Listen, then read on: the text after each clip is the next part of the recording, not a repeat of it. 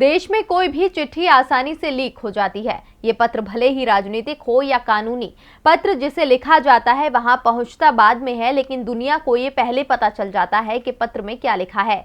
और कुछ ऐसा ही केंद्र सरकार के एक हलफनामे यानी एफिडेविट के साथ हुआ, जिसमें केंद्र सरकार को सुप्रीम कोर्ट में महामारी और वैक्सीनेशन से लेकर तमाम मामले में अपना प्लान बताना था।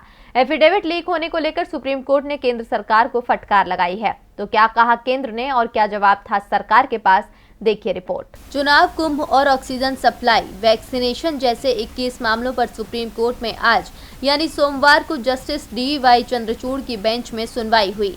केंद्र सरकार की ओर से एफिडेविट भी पेश किया जा चुका था, लेकिन ये एफिडेविट मीडिया के पास एक दिन पहले ही पहुंच गया था, जिसे लेकर सुप्रीम कोर्ट ने नाराजगी जाहिर की। जस्टिस चंद्रचूड़ ने कहा कि केंद्र सरकार ने रविवार देर रात एफिडेविट सुप्रीम कोर्ट पहुंचाया।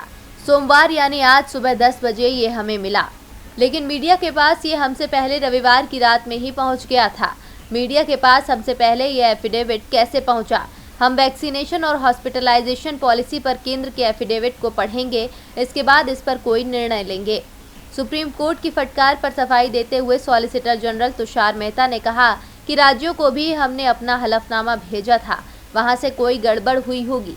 अपने हलफनामे में केंद्र सरकार ने दावा किया कि स्वास्थ्य मुसीबत के खिलाफ वैक्सीन ही सबसे अच्छा विकल्प है। ये वर्तमान के साथ साथ लंबे समय तक महामारी से लड़ने की रणनीति का हिस्सा है। वैक्सीन के दाम पर भी सरकार की नज़र है। कमजोर वर्ग पर इसका प्रभाव नहीं पड़ेगा, क्योंकि अधिकांश राज्यों ने पहले ही साफ कर दिया है कि वो अपने राज्य के निवासियों को फ्री में वैक्सीन उपलब्ध कराएंगे। केंद्र सरकार भी राज्यों को बड़ी संख्या में फ्री में वैक्सीन दे रही है। वैसे राज्य लगातार केंद्र सरकार से मांग कर रहे हैं कि केंद्र सरकार को ही वैक्सीन का खर्च उठाना चाहिए। कई राज्य तो इसके लिए सुप्रीम कोर्ट तक जाने की तैयारी कर रहे हैं। अब देखना होगा कि सुप्रीम कोर्ट इस मामले पर क्या फैसला देता है। DB लाइव की रिपोर्ट।